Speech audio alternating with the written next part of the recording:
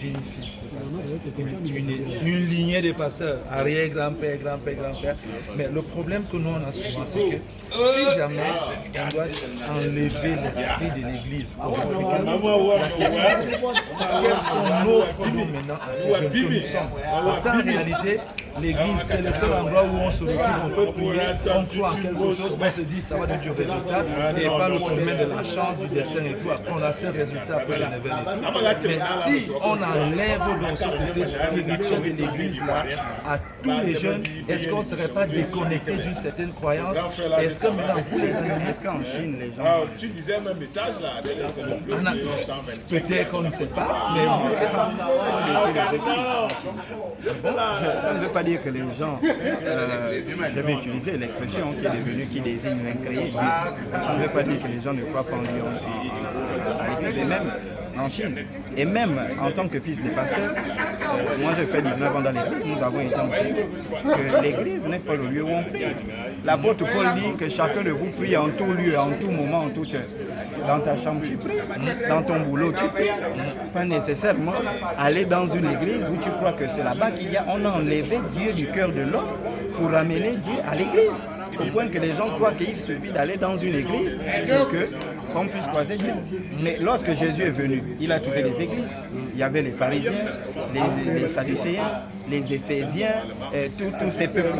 Mais pourquoi Jésus n'est pas là? Pourquoi le Saint-Esprit n'a pas amené Jésus à l'église? Le Saint-Esprit, après le baptême, a pris Jésus, l'a amené dans le désert.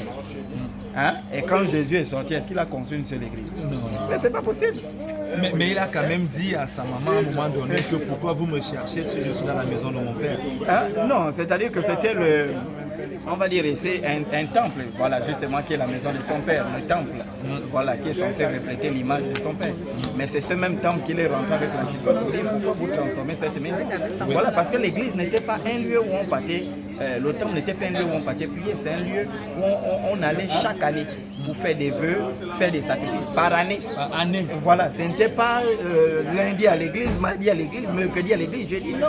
C'était des choses, et d'ailleurs, même quand tu le dis, il monte pour un sacrifice annuel.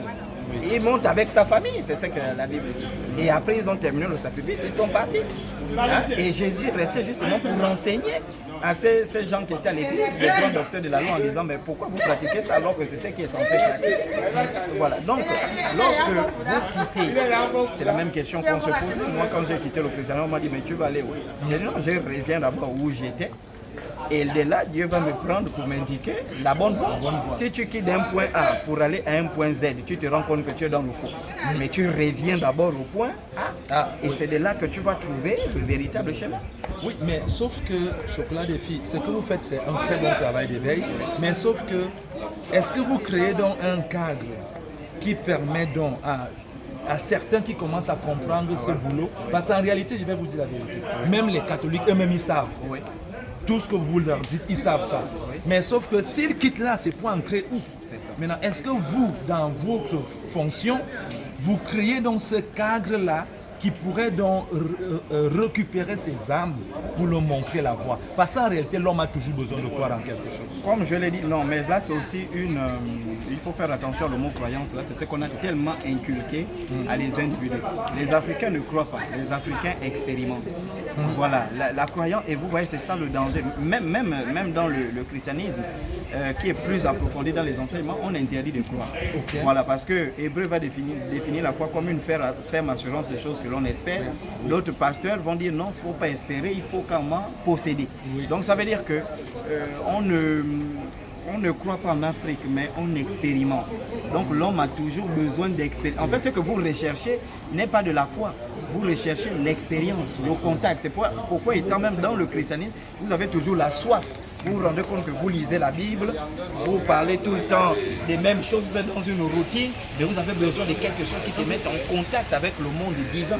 Et donc, par conséquent, qu'est-ce que nous on est en train de faire, les animistes à l'échelle mondiale? On est en train de sortir de la discrétion, parce que nous avons été plongés dans la discrétion à cause des persécutions de l'Église catholique. Et à côté de ça, les protestants qui nous ont persécutés. Donc nos ancêtres se sont renfermés sur eux-mêmes.